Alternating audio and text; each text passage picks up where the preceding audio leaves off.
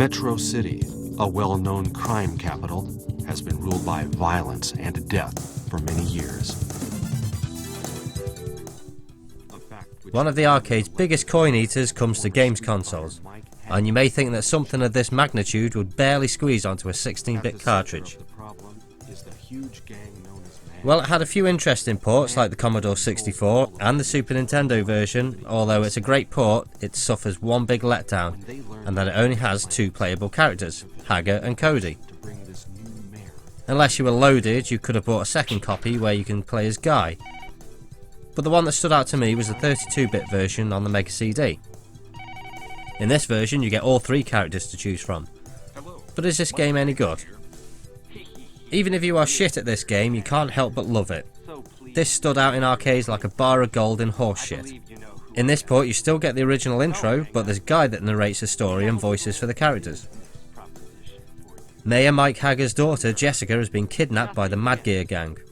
They give their ransom demands, but Haggar's having none of it. He quickly rips off his shirt and takes to the streets with Jessica's boyfriend Cody and his friend Guy. Here must pay. She's my friend too. Count me in. All characters have their own unique fighting style. Controls are standard for beat 'em ups, with B to punch and collect items, and C to jump. Pressing B and C together will perform a special move. Haggar is a former Street Fighter, now Metro City's mayor with a vengeance on his mind. His flurry attack has a couple of low jabs followed by a hammer punch. His grapple moves are the double lariat, German suplex and the devastating pile driver. His jump kick is a standard drop kick. Haggar's special move is the double lariat, which clears any enemies in arm's length. Cody's attacks are two jabs followed by an uppercut. Grapple moves are a few knees to the gut and an over-the-shoulder throw. His jump kick is a roundhouse kick, and his special is a spinning roundhouse kick. Guy's moveset is pretty much the same as Cody, but he has an additional move that doesn't get used that much, and that's the off-the-wall kick. Simply jump against the wall and press the jump, then attack to unleash a fast kick across the screen. Haggar is the strongest, but also the slowest. Cody and Guy are fast, but slightly weaker. You start off at the border of the slums, where you smash through a barrier. Instantly you'll be attacked by some goons that don't take much to knock out, and really don't have much fight in them. In the top left of the screen is your player's health bar, which you'll soon find goes down quicker than Windows running two programs. Below that is the enemy's health bar you're attacking at that time, and in the top centre is the time remaining for that stage. I wouldn't worry about running out of time, you'll probably be dead long before that runs out. You can collect items along the way, and it's not always food or weapons. There's jewellery, cash, and even Eddie's chewing gum. Weapons can be dropped by the enemy, leaving it available to be picked up by you. They can also be found in hidden crates, phone boxes, or other breakable objects. These typically are the lead pipe, the knife, and the katana. Health items can be found in the form of a joint of beef, which will completely fill your health meter, burgers, which will give you a medium health boost, and various small items like grapes will add a very small amount to your bar. Enemies, however, don't stay weak for long, as the closer to the end of the stage you get, you'll be faced with the knife throwers, and these little fuckers will piss you off all through the game. They will repeatedly stab you and vault over you, stabbing you from above. Get into a fight with these guys and Ondore, and you're officially fucked. Most enemies will take a good chunk of health off you with each hit, and with the little in the way of health across the stages, then you'll have to fight fast and hard. Fortunately, controlling each character is easy, so you can't blame the controller in this game, but frustration does build up the further you get in the game. It will throw hordes of enemies at you in one sitting, and will force you to use your special, and when you use that, you'll lose a chunk of health. One thing that does piss me off is that when you're surrounded, you'll get hit from every angle with no chance of landing any hits. You can lose a life in seconds if this happens. Moving around as much as possible is your best bet, and jump kicking to keep them back so they can't gang up on you. Environmental hazards are about too, whether it's barrels rolling across the screen, fire coming up from the floor, or chandeliers falling from the ceilings. These will inevitably catch you out on your first time playing it, but you'll know for next time where they are. The levels themselves are fantastic. There's a different scene for each level. and little touches here and there make this stand out, like the flickering lights in this room, and the track rumble in the subway, as well as the hand grip swinging back and two. Bonus stages are here and they aren't too hard to get through. There's the classic smash a car to bits before the time runs out, and punching your way through panes of glass. This is made easier if you line yourself central to the panes. If you're off slightly, then they'll spin around and hit you. Bosses are big and bad. Your first encounter will be Damned, the big guy who was in the intro.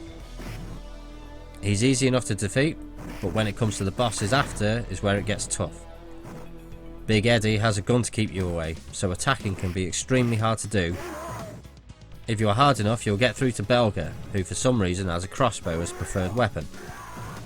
He'll rapidly fire arrows at you. Again, like Eddie, it'll become hard to get near him.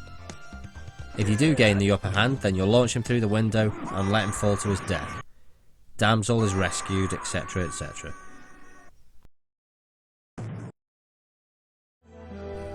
And I've never understood why Guy attacks Cody like this. This is a game that I hate and love at the same time. It has great graphics and the sprites are large and well detailed. The sound effects are good too, and the music for this port is just perfect. It's the same original soundtrack as the arcade, but remade using real instruments. Have a listen to both versions. But I can't.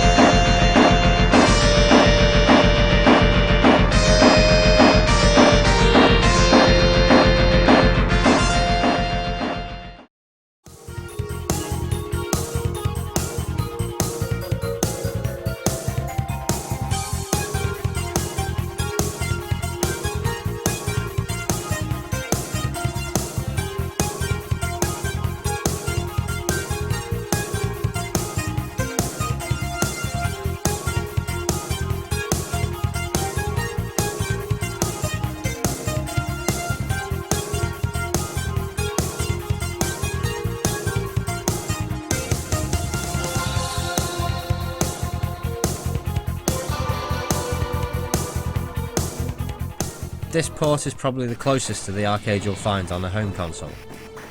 Each stage looks amazing with plenty of detail, and something Capcom never fails to impress with in their titles in that era. It has its moments where you want to quit for good, but it also has the appeal to make you come back to it. It's an addictive game with a hard challenge. Lowering the difficulty helps a little bit, but it's still not enough to get through the whole game. But if you just want to practice, a play mode has been added called Time Attack, where you can stay on one screen and fight waves of enemies. Not something I'd use all the time, but it's a nice little addition. But is this worth getting on the Mega CD though? I'd say definitely if you're a fan. I found it to be the best port by far, although I can't complete it because of its high difficulty.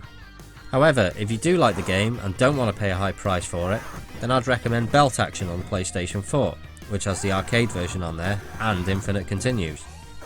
Or maybe the Capcom Classics Collection for the PlayStation 2, which has the same feature. Either way, it's a brilliant game.